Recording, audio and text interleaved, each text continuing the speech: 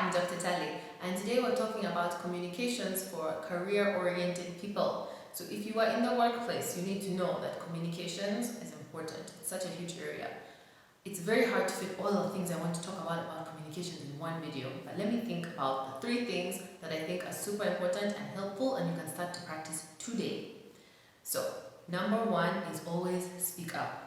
There is nothing more frustrating to a supervisor or a teammate as someone who does not understand and has not said anything. I promise.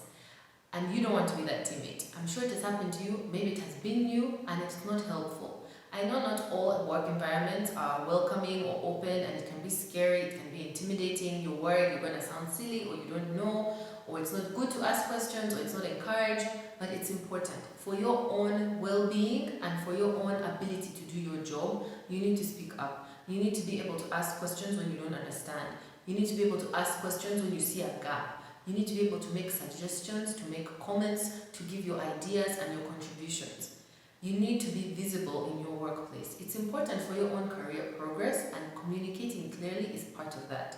So don't be afraid to speak up. It's scary, I know. There's all kinds of situations where people are scared to speak up. But you have to get used to doing that. You have to practice pushing through that fear, saying what you need to say, and then moving on with your life. I promise you won't die from speaking up. So try it, practice it in the next meeting. If you have an idea, if you have a question, if you have a comment, if there's something that you need clarity on, if you see a gap or an issue. So many of us feel, you know what, I'll wait till the meeting is over and I'll pull them aside, I'll go to their office and I'll talk to them about it. But unfortunately, that way you cut yourself off, because if it's a useful thing you're doing, you're adding value to the team, it was an insightful question, it was a good suggestion, no one else is going to know that you did it. You're now giving all that power to that person and hoping they give you the credit that you deserve. So what you need to do is learn to speak up when things happen. Because even when something bad happens, a lot of the time we want to talk about it privately, or wait, I'll go to HR, I'll wait next month. Things fizzle out, energy fizzles out, you get busy, there's no momentum, the person might have covered their tracks, you don't know what's going to happen. So it's important that you speak up in the moment. How many times have you heard of a scandal where someone was fired or something happened, and it's only after the thing happened that all the stories come out? Even me, he used to sexually harass me. Even me, there was this issue. Hey, yeah, I saw that guy was stealing money. And you just kept quiet. Yes, it's hard to be the whistleblower in these kinds of situations, but speaking up has its merits. You would rather be the person that spoke up and helped solve the problem than the person who was a co-conspirator. You knew what was going on and you also didn't say anything. This really is frustrating, right? You don't want to be in that position, because when that person who's doing the wrong thing, like taking money, gets busted and they realize your boss knows you knew and you said nothing, that also hurts your integrity. It makes you look bad, like you were helping them, even if you were not involved. So you have to look out for yourself also. Communicating and speaking up about good things and bad things is useful. When you speak up about a good thing, it adds shine to you. It gives you credit. It shows people you know what you're doing, you're adding value in your job, in your role. And when you speak up when there's something negative, it shows that you're a person of integrity. It shows that you're a person of leadership. You're not scared of having that difficult conversation. And sometimes these things need to happen in a public forum, in a meeting. If it's urgent, if it's happening in the moment, speak up. It's okay. You will be able to move forward. People will have their responses and their reactions, but you are not responsible for how people react. What you're responsible for is your own communication. So make sure you are clear. Make sure you know what you're talking about. Make sure that you get to the point. You know how some people in meetings will say, oh, I'd like to make a comment, and they talk for like 15 minutes. Oh, you know, it reminded me of this, or I thought about that. That is just not helpful to anyone. Be concise, be clear, be intentional with your words, and stay true to yourself. Because we all have that intuitive voice that tells us you should have said this, or say this now, ask the question now before the boss goes, or say it now before they approve this project that you know is doomed because they've made these kinds of bad decisions, or the person who presented had some wrong information that you know better from, but you're now keeping quiet. It helps. There's a reason we have that intuition. It's trying to help you to move forward in your life, to make progress in your career. So make sure you're speaking up. And when we talk about the negative stuff, my second point is you have to watch your own back. Especially when you work in a job, in a workplace, a corporate environment, whatever it is. I'm not saying it's a negative place to work, but human beings are not perfect. Everyone has flaws, everyone has agendas, other intentions, you don't know what they're going through, problems they're having at home. You don't want to put yourself in a compromising situation. Something I always encourage all my team to do is whenever you're sending emails, CC everyone involved, even someone who is not directly involved but it could affect them. Just keep them in CC. Because later when something goes wrong, whose fault was this? Why did this happen? Where did we go wrong? Who was supposed to do this? Hey, you have your paper trail. I sent all of you an email on the 21st. This one responded, that one responded, this one didn't respond, but it's there. You are protected. It's like how we tell women when you go for private meetings in offices, leave the door open, especially if it's alone, you're alone with a gentleman or like it's evening hours, stuff like that. You have to watch your own back. You have to put things in practice to make sure you are not the one caught in a compromising situation. Don't be in a compromising situation, but when you are pushed into like a corner about something, you need to make sure you are transparent, you are upfront, you let people know in advance. Sometimes even in teams, there'll be like issues going on between two teammates. These ones are dating each other, or this one owes this one money, or this one is being rude to this one when the boss is not there. Now those kinds of problems fester, they just grow slowly with time. And if you're suffering silently, when the problem explodes, which it always does, everyone involved gets killed. So even if you are not the problem, the person who is causing the problem might be the first one to cry out and say, boss, this one has been disturbing me, no, no, no, no, no, no. And you know something I learned as a child? He who reports first wins. No matter what is happening, whoever fought the other one, whoever was wrong, whoever reports to mom and dad first is the one who is the good one, the victim, and the other person is the criminal. So that is even in the workplace. We never outgrow this. So when you see something is going wrong, or you sense, or there's a problem, you can smell the trouble. Our intuition is working. Quickly go and report somewhere. Have it in writing, submit something, even if it's an anonymous letter to HR. This is going on in this department. At least you had submitted it in time. So whenever the thing blows up, I already told you, pull your boss aside. These are the ones for private meetings where you say, by the way, this is something that we're struggling with as a team. We're working on it. These are my ideas to solve it. So I don't want to involve you right now, but just to give you a heads up in case we come to you later. It is so helpful. And as a supervisor, it's something I encourage, because when someone comes to me, firstly, I don't want to react and now go and fire someone or blame someone or shout at someone or say, this one told me you did this. You're now causing drama in the office. But you also have to now keep an eye and be aware of it and know the underplay, like the dynamics that are underlying. Because we are human beings. Some people get along well in the office, some people don't. Some people I know, this one will never have a good thing to say about their colleague. That's just how they are. This one is lazy, so he's always asking someone to do the work and yet he takes the credit. So you can learn these dynamics in your team as a supervisor, as a colleague, as a junior. But what's important in your communication is when you speak up and how you speak up. If you keep sweeping things under, you keep trying to hide things, they always come out. So he who reports first wins. Take that attitude. You'd rather be the snitch in the office than the one who gets burnt when things explode. Especially if you're not the problematic person, you're not the troublemaker.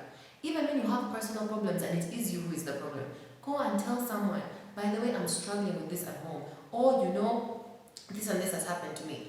The other day, one of the guys who works on one of our sites, his wife took his children. This poor guy has been in distress. He's been not working properly, coming late, he makes mistakes, we didn't know what was going on, only to ask what is happening. By the way, I got in a fight with my wife, she's disappeared with my children, I'm so stressed, I don't know what to do, I'm talking to my in-laws. This poor guy was stressed and fighting and taking all his energy and time and like his brain capacity during the day, thinking about where his kids are and how he can resolve this situation. If he had told us he's having this problem, we give you a few days off, go and sort out your things at home, then you come back to work when you're clear and when everything's okay. You never know what opportunity or what relief your boss can give you or someone on your team. Sometimes it helps to just share. Maybe they've been through it, maybe they can introduce you to a counselor, maybe they know someone who can help this. So it's important to speak up. That's my point. When you hold stuff in, no one can help you, not even life, because it's just being bottled in there. So speak up when things are going on, when they're going well, when they're going badly, when there's something to celebrate and say, I have this idea, or this worked out, or I won this award, or I got this scholarship, talk about it. When something is going wrong, or you're worried about something, or concerned, or stressed, talk about it. Let it out. It's also a more peaceful way to live, when you don't have to like keep track of the lies, the things, what's going on, I have to pretend about this. You live more peacefully when everything is out in the open and transparent. So, the last point I would make about being in the workplace is learn to read the room. You have to know your audience. Like I said, human beings are different, right? So everyone has a different style of communicating, a style of working, the way they do things. When you work in a big organization, there's what is called the organizational culture. So you need to realize how people are, what's normal there, what's not normal, the social norms. What do people get punished for? What do people get rewarded for? What is common in that area? Especially when you're new, first you need to assess and know what's going on. Then you need to see how you fit in. Because you're likely in that workplace, because you will likely fit in. When they interview people, companies hire people who will fit in their work culture, whose personalities, whose perspectives, whose views will be useful to the team. So you need to see how things happen in this company and understand in this workplace. Some workplaces are very open, chatty, noisy. Some are very quiet and everyone is doing their job. Some places, everyone is best friends and they all have lunch together. Some places, they only talk at the office and none of them knows each other's children or lives or anything going on. So you have to see what's the work culture there. What's the work culture in your team, with your colleagues? Do they like to be talked to all the time? Do they like to do weekly meetings? Do they like when you share everything that you're doing, or just get updates on this is what I did, this is what I did? You have to see what works for you. It helps with how you communicate with other people, and it helps with other people to communicate with you, so you make it clear. Personally, I don't take phone calls. It's too time consuming, I'm always in meetings, so everyone who has to deal with me and work with me know that if they need to get something from me, they have to send me a WhatsApp or an email. Otherwise, it's going to take forever to get me. You can spend a week trying to get me on the phone, just because I'll keep missing your call, I'm calling you back, you're not answering, that kind of chaos. But the sooner I communicate that with my team, the sooner they know how to get what they need. On the other hand, one of the managers I work with only deals in phone calls. So now with her, I can't send things on WhatsApp. So what we do is we schedule the phone calls. Whether it's once a week or every 3 days, we WhatsApp each other, we'll talk at this time, okay. And then we just keep a list of what we need to talk to each other about. When we do the phone call, that's when we do it. On a different team, I like to do catch-ups, and that person also likes catch-ups, because then they want phone calls, me I need WhatsApps, and it's just not working. So every 2 weeks we schedule a catch-up meeting. What do we need to talk about? This, what happened with this? How did this go? You need me to do this, etc. Done. Okay. But you need to establish these norms of communication so that you can move forward in your career. If your boss is someone who wants to sit and read reports for everything before they make any approval, and you're here in meetings pitching ideas just verbally, you're never going to get approved. They're never going to say, okay, let's go with your idea. If your boss, I have one of my bosses who hates reading long emails. If you send him an email with like a PDF of like 20 pages, I sent you the whole report, I sent you everything. You think I have time to read that? Send me a voice note, send me a screenshot, give it to me quick. That's what he wants. So that's how I know. So sometimes I'll have to make the long report because the whole team needs the full report. Every department needs to know their role, they need to know what's happening, an update. But to get approval, we have to make sure we send a one-page summary. That's how the office culture is. So you have to learn these things. You have to know who you're dealing with and how they communicate. You see how we talk about learning styles. Some people are audio learners, some are visual learners, some people want YouTube, some people want a book. Even with communication, you have a style, the people around you all have a style. Everyone has a preference. Personally, I can read much faster than I can listen. So I can read a book faster than I can listen to a podcast. I'll learn quickly. So I know that about myself. I had to learn that and be aware of it. Like I've given the example of me preferring WhatsApps, it's because I can read faster. If you're sitting in a meeting explaining something to me, I could have done 10 WhatsApps in that time. But that's my preference because I'm in a rush. So you need to know what's your communication style and what your people who you work with in your team. Everyone has a different one. So if you completely insist on only your style, you're making life harder for yourself and for everyone else. If your boss has a different style from you and you are just not talking to each other, guess what? Whoever gives your boss what he wants in the way that he wants or she wants, then that's the person who's going to get that promotion. That's the person who the boss is going to feel closer to or who's going to give extra projects. I know one of our managers likes to have meetings in person. So the person who she sees around all the time, who is there, is the person that is like the favorite of the month, the one who is working on the project. If you're sitting in an office far or you're doing work from home and you're only dealing with people on email, on Zoom, you're just out of sight, out of mind. That boss is never going to think of you. But if you know that and you have your own challenges because you want to work from home, let's say you have kids, make sure at least once a week you show up at the boss's office, you spend that face time, you get that time in. You have lunch with them or you go for dinner with them or you do what you can. You have to see how to make the most of other people's communication styles because then they'll hear you more effectively. They'll absorb your information, they'll approve your project, they'll do what you need done and you get the approvals. Because we don't work alone, no one does. We all work in teams or we all work with colleagues, we all work with suppliers, or we all work with clients, or we all have a supervisor. Everyone in life has a boss. So there's always someone you need to engage with and interact with. When I have to go for government things, I know that they don't deal in emails. I have to go to sit in some office for hours. So I just accept that. I mentally prepare. The other day I was called to the ministry. They said come at 8. Of course I have to show up at 8. It won't be me that's late. But I know government, so I went with a fully charged laptop. I put a hotspot on my laptop and I sat and did the rest of my work. As I thought, we did not start the meeting till 11. I'm not going to be angry about it. I'm not going to refuse to go to the meeting. I know I need to be there and I need what they're giving me. So I prepare for it. I show up on time just in case, and I will get my other things done so I don't waste the day. And then we have the meeting because that's what you wanted at your government office while I was there. So you adjust where you can. It's very helpful because everyone has different styles and communication is key. There's nothing we're getting done unless we're communicating with other people. So look at these 3 points and I hope you found that useful.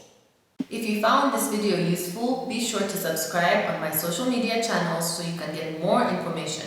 I believe in you, I want you to succeed, and I'm here to support you.